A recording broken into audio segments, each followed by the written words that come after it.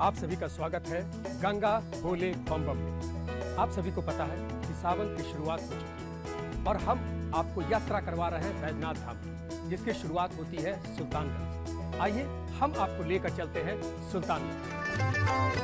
पवित्र गंगा मैया के किनारे बसा सुल्तानगंज बाबा धाम से करीब 108 किलोमीटर की दूरी पर है। यही वो जगह है जहां से देवघर की यात्रा आरंभ होती है।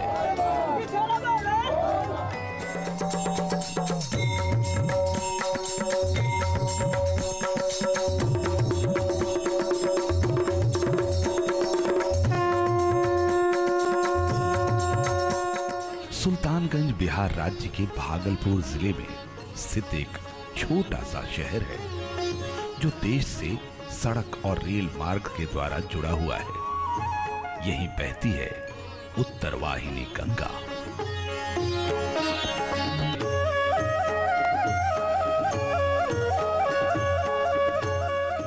यहाँ इस पतित पावनी उत्तर वाहिनी गंगा का अपना एक विशेष महत्व है। गंगा उत्तर की तरफ बहती है, यानी उत्तर का शाब्दिक अर्थ कैलाश से है। वह कैलाश के तरफ यानी गंगा शिव के तरफ बहती है तो शिव को अति प्रिय है और उत्तर वाहिनी होने के कारण वह जल अति पवित्र हो जाता है। कहते हैं भगवान राम ने यही कांवरिया वेश में गंगा जल भरकर पैदल राह तय कर बाबा बैद्यनाथ को जल अर्पण किया था। कांवर उठाकर ले जाने की प्रथा तभी से शुरू मानी जाती है। देश विदेश से आने वाले शिव भक्त सबसे पहले सुल्तानगंज आते हैं। सावन आते ही सुल्तानगंज केसरिया रंग से सराबोर हो उठता है। यहाँ की धरती और आकाश बोल बम के नारे से गूंज उठते हैं। सुल्तानगंज भागलपुर का एक छोटा सा शहर है, लेकिन इन दिनों इसकी भव्यता देखते ही बनती है। पूरे सावन महीने तक रोज लाखों की तादाद में कांवरियों का जत्था यहां से बाबा नगरी के लिए प्रस्थान करता है। कहने को सुल्तानगंज छोटी जगह है पर खासियत अनेक है। पौराणिक काल से ही इस जगह का आध्यात्मिक महत्व है। बिहार और झारखंड राज्यों में लगता है भोलेनाथ की विशेष कृपा है, तभी तो छोटी से छोटी जगह पर भी महादेव के विश्व प्रसिद्ध मंदिर हैं। यहीं सुल्तानगंज में ही शिव जी का एक प्राचीन और प्रसिद्ध मंदिर है जिसे बाबा अजगैबीनाथ का मंदिर कहा जाता है। माना जाता है कि महादेव के इस मंदिर को जानहू ऋषि ने स्थापित किया था।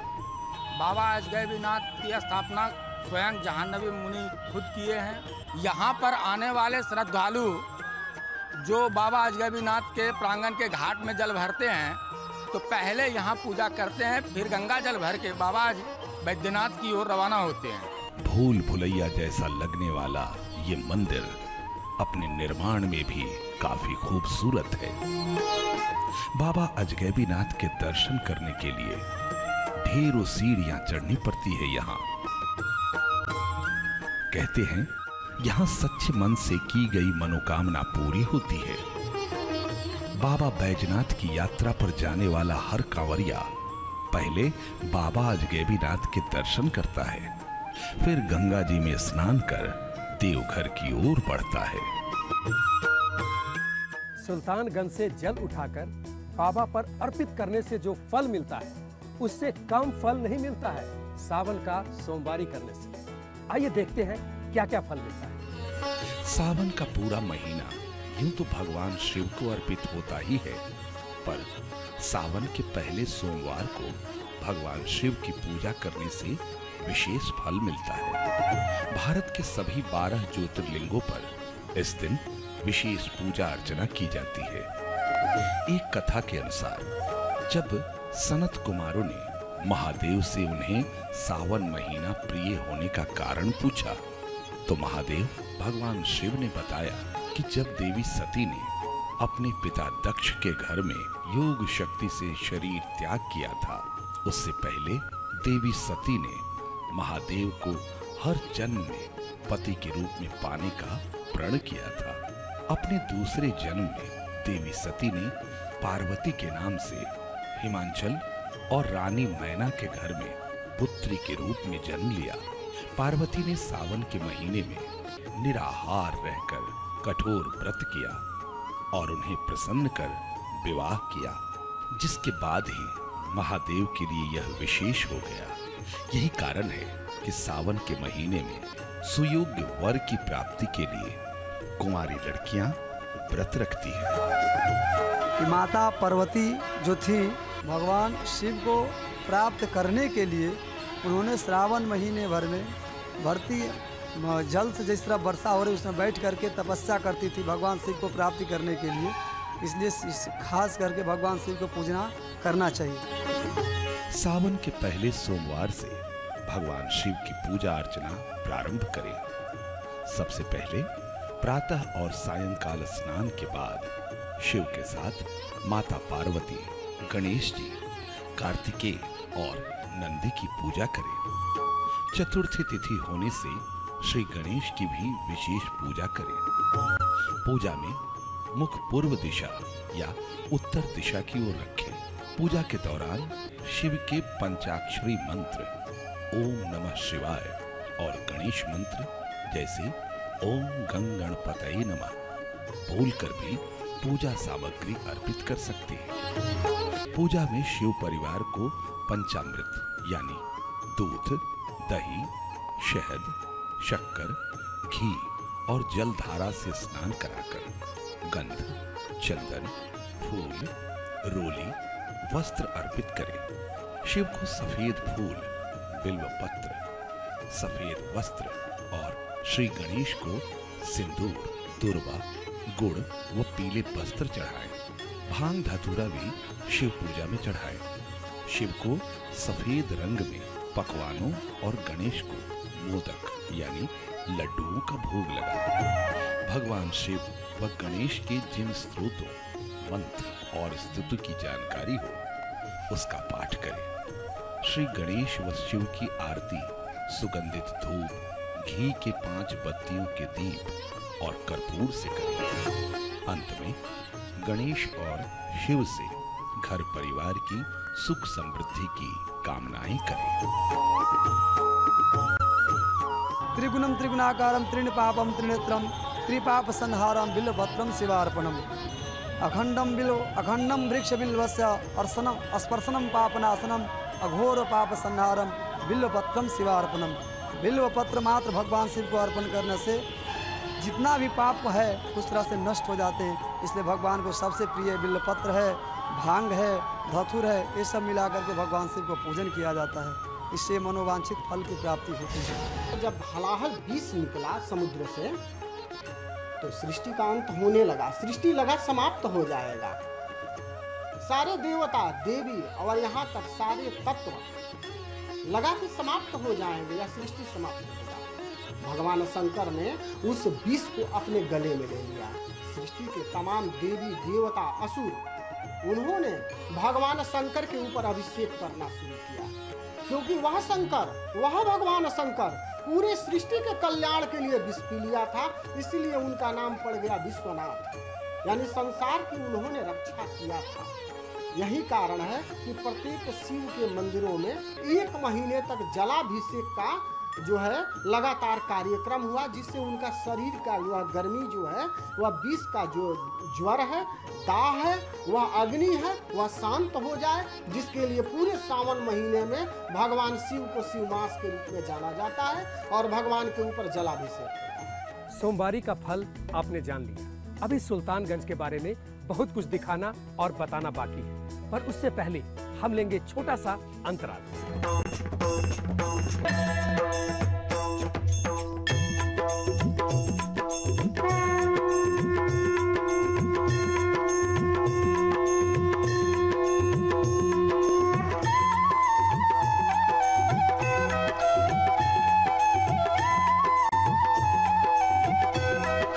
कहीं शांत तो कहीं उन्मुक्त रूप से प्रवाहित होती माँ गंगा। समस्त पापों का नाश करने वाली है। इसलिए भारत देश में गंगा नदी को गंगा मैया भी कहा जाता है। सुल्तानगंज में प्रवाहित होने वाली मां गंगा उत्तर वाहिनी है, यानी यहां गंगा की धारा दक्षिण दिशा से उत्तर दिशा की ओर बहती है।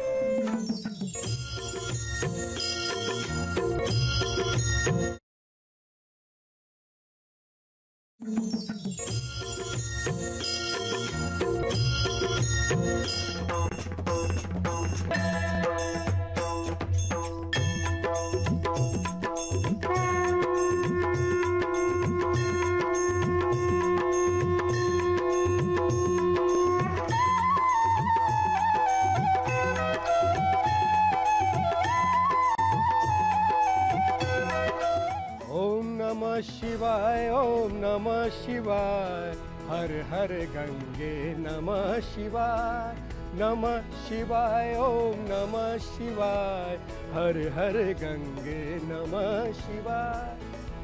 दरअसल हम देखते ये है कि जो लोग बाबा के दरबार में जाते हैं सुल्तानगंज से ही जल लेकर के जाते हैं। गंगा तो और जगहों पर है, पर मुझे ये समझ में नहीं आता है कि ऐसा क्या महत्व है सुल्तानगंज से उठाए गए जल में। आइए पता करते हैं। कहीं शांत तो कहीं उन्मुक्त रूप से प्रवाहित होती मां गंगा समस्त पापों का नाश करने वाली है। इसलिए भारत देश में गंगा नदी को गंगा मैया भी कहा जाता है। सुल्तानगंज में प्रवाहित होने वाली मां गंगा उत्तर वाहिनी है, यानी यहां गंगा की धारा दक्षिण दिशा से उत्तर दिशा की ओर बहती है। कहा जाता है कि शिव को उत्तर वाहिनी गंगा का जल सर्वप्रिय है, तभी यहाँ के गंगा जल से बाबा बैद्यनाथ का जलाभिषेक किया जाता है। कहते हैं कि जब ऋषि भागीरथी पूर्वजों को तारने के लिए गंगा को धरती पर लाए तो इस जगह से गुजरे। इस जगह पर जानहू ऋषि का आश्रम हुआ करता था, जहां वो तपस्या में लीन रहा करते थे। गंगा के कोलाहल से उनकी तपस्या में विघ्न पड़ा, जिससे क्रोधित होकर वो गंगा को पी गए। जानहू ऋषि को ऐसा करते देख भागीरथ ने उनसे क्षमा मांगी और गंगा को वापस करने की प्रार्थना की, जिससे वो पूर्वजों का उद्धार कर सके। तब जानहू ऋषि ने अपनी जंघा चीर कर गंगा को बाहर निकाला। मान्यता है कि यही गंगा मैया का पुनर्जन्म हुआ और उन्हें जाह्नवी गंगा कहा गया। सुल्तानगंज एक अति पौराणिक स्थल है। गंगा का ये द्वितीय जन्म स्थल है। यहाँ पर गंगा का पुनर्जन्म हुआ है। पुनर्गंगोत्री के लिए ही यहाँ से जल भर के लोग बैद्यनाथ जाते हैं। गंगा तो आसपास के क्षेत्रों में बहुत जगह उत्तर वाहिनी हुई, लेकिन मूलतः इसका कारण है गंगा यहीं से दो नामों में विभक्त है। अजगबीनाथ पहाड़ी के उस पार जब भागीरथी गंगा, अजगबीनाथ पहाड़ी के इस पार जाह्नवी गंगा। जय गंगा मैया, जय गंगा मैया। ऐसी मान्यता है कि सुल्तानगंज से जल लेकर बाबा बैजनाथ धाम पर अर्पित करने पर बाबा बहुत खुश होते हैं, बहुत प्रसन्न होते हैं। ये जानकर देश विदेश से हजारों लाखों लोग सुल्तानगंज आते हैं और बोल बम बोल बम बोल बम बोलते हुए बाबा के दरबार में जाते हैं और जल अर्पित करते हैं। ये सब तो ठीक है, पर मुझे समझ में नहीं आता है ये बोल बम क्यों बोलते हैं। आइए जानते हैं।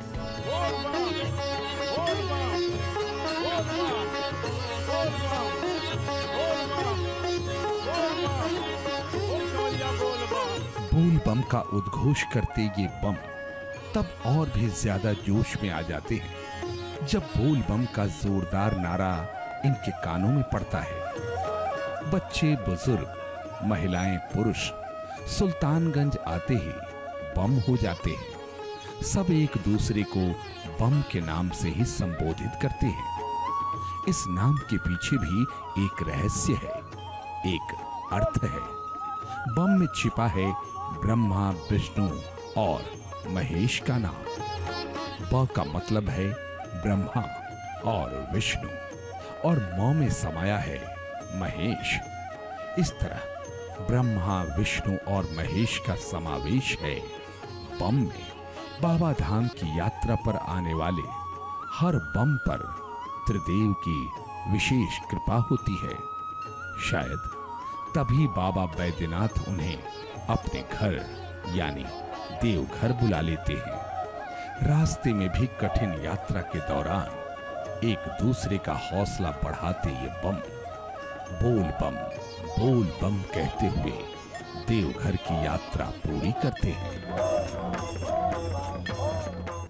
बोल बम, 2 अक्षर के इस छोटे से शब्द में कितना गहरा अर्थ छुपा है। कमाल है शिव भक्त और कमाल है उनकी भक्ति। ठीक ही नारा लगाते हैं। बोल बम का नारा है बाबा एक सहारा है। दोस्तों, सुल्तानगंज के बारे में अभी बहुत कुछ आपको बताना है। एक एक करके सब कुछ हम आपको बताएंगे। उससे पहले हम लेंगे एक छोटा सा विराम।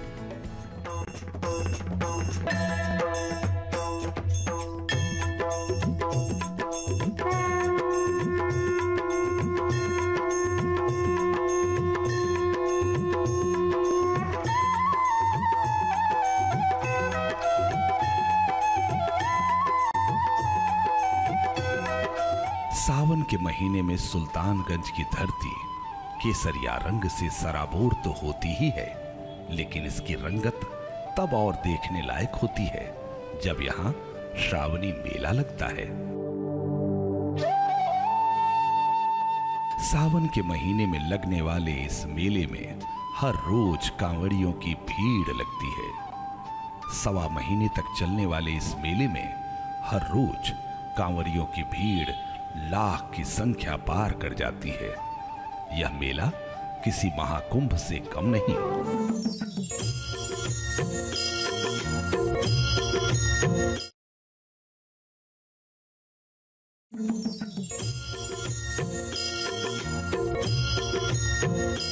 बाबा बैजनाथ की महिमा अपरंपार, जिसने उनका नाम लिया उसका बेड़ा पार। आप सभी का स्वागत करते हैं गंगा बोले बम बम।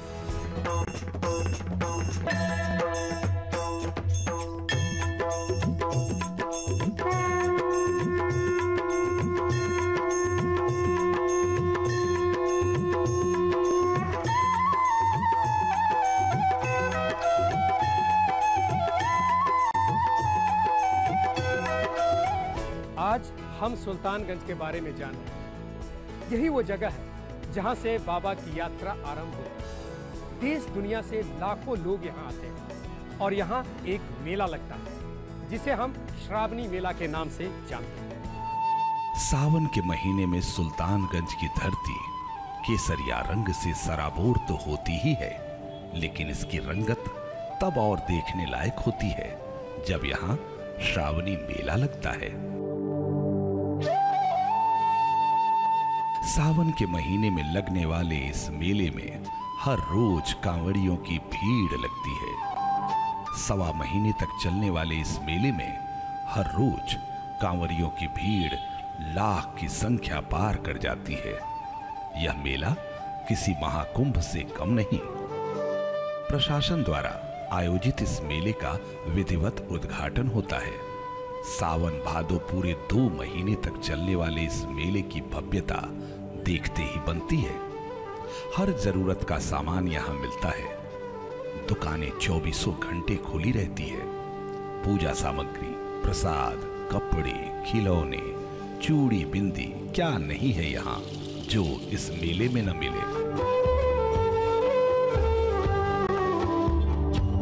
दूर दूर से जब कांवड़िए यहाँ आते हैं तो देवघर जाने से पहले सारी खरीदारी यहीं से करते हैं।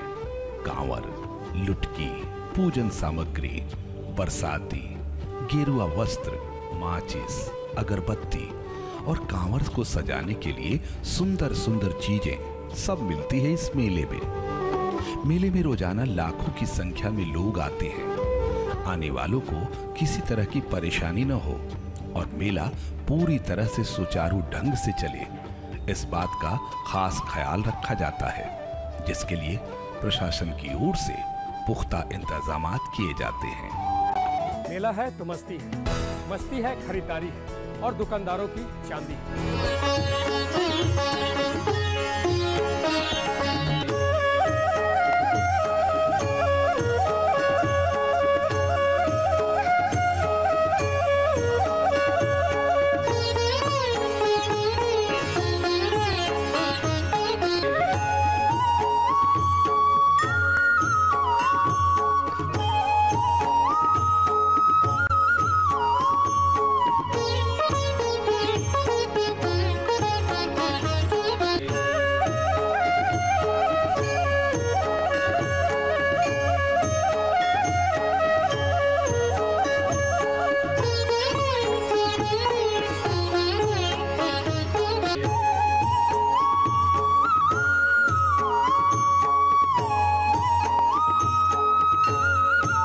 लहठी वगैरह से लेकर खिलौने वगैरह लेकर के वो सारे चीज़ उपलब्ध है और हमें यहाँ आके बहुत अच्छा लग रहा है। खाने पीने का भी इंतजाम बहुत अच्छे ढंग से किया गया है। बहुत सारी विशेष मेरी पूरी हुई है, जिसके कारण हर बार जाना मतलब पड़ता है और बाबा बुला लेते हैं हमको कि ऐसा समय में छुट्टी होता है कि आ ही जाते हैं। जितने गगन में तारे सब में तेरा नाम है, बोलो सारे एक साथ जय जय बाबा बैद्यनाथ, बोलो सारे एक साथ जय जय बाबा बैद्यनाथ। पहिला बार गईली हम कांवर ले के हो, पहिला बार गईली हम कांवर ले के हो, दूजे में गईली हम डाक जल ले के हो, और तीजे में लागल नजरिया ना हमरा, तीजे में लागल नजरिया ना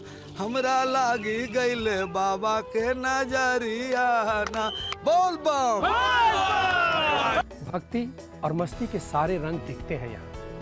मेला कैसा भी हो, उसकी रौनक अपनी ओर तो खींचती ही है। और ये जब सुल्तानगंज का वर्ल्ड फेम मेला हो, इसके क्या कहें। मैं बहुत एक्साइटेड हो रहा हूँ। आगे की यात्रा बहुत ही जबरदस्त होने वाली है। कल सुल्तानगंज से हम अपनी यात्रा आरंभ करेंगे, जो कि बहुत ही कष्टमय है। तो आप भी थोड़ा आराम करें और हम भी करते हैं। कल पुनः मिलेंगे, तब तक के लिए ओम नमः शिवाय, ओम नमः शिवाय, ओम नमः शिवाय।